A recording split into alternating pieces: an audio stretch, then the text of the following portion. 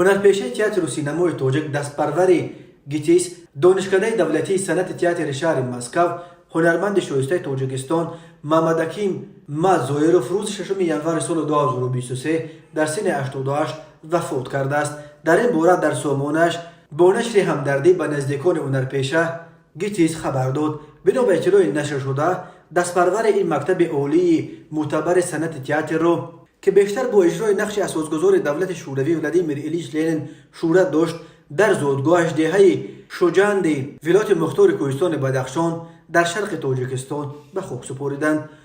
محمد حکیم مامزویروف 16 مای سال 1935 در دهه شجاند در کوهستان پامیر دیده به جان گشوده هنوز سال 1960 استودیوی تاجیکی گیتیس را خلق کرده بود.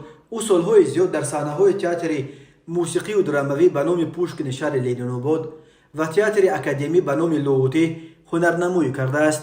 گیتیس می نویسد نقش اساسی در زندگی ایجادی محمد حکیم مازویروف نقش لنین بود که او هم در نمایشنامه‌های تئاتری و هم در چهره‌بینی‌های رسمی اجرا می‌کرد. محمد حکیم مازویروف در برابر اسیل برهانوف از بهترین اجرا کنندگان نقش لنین در تئاتر تاجیک می‌شمارند.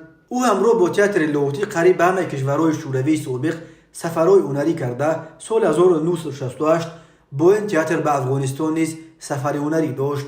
مامزویروف سال 1999 سزاوار عنوان هنرپیشه شایسته تاجیکستان شد.